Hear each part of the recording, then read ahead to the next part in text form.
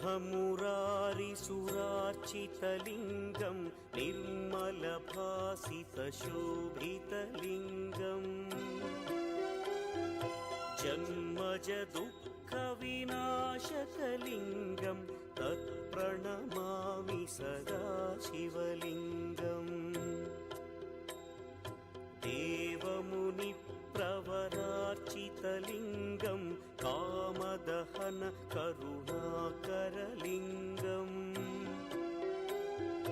रावणदर्पविनाशकलिङ्गं तत्प्रणमामि सदा शिवलिङ्गम्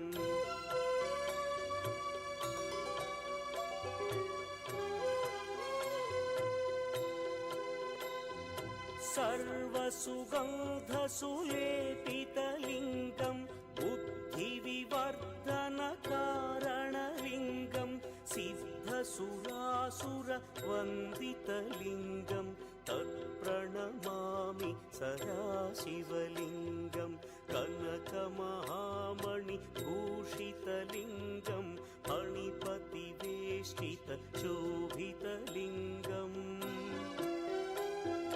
दक्षसुयज्ञविनाशनलिङ्गं तत्प्रणमामि सदा शिवलिङ्गम् कुङ्कुमचन्दनलेपितलिङ्गं पङ्कजहार सुशोभितलिङ्गम्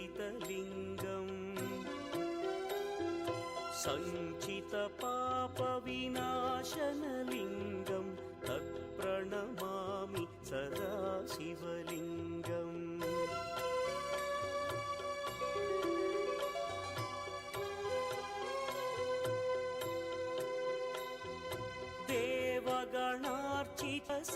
देवगणार्चितसेवितलिङ्गं भावैर्भक्तिभिरेव च लिङ्गं दिनकरकोटिप्रभाकरलिङ्गं तत्प्रणमामि सदा शिवलिङ्गम् अष्टदलोपरिवेष्टितलिङ्गं सर्वसमुद्भवकारणलिङ्गम्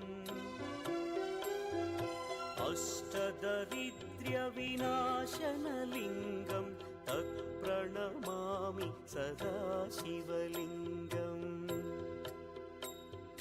सुरगुरुसुरवरपूजितलिङ्गं सुरवनपुष्पसदार्चितलिङ्गम् परमपदं परमात्मकलिङ्गं तत्प्रणमामि सदा शिवलिङ्गम् लिङ्गाष्टकमिदं पुण्यं यः पठेच्छिवसन्निधौ शिवलोकमवाप्नोति शिवेन सह मोदते।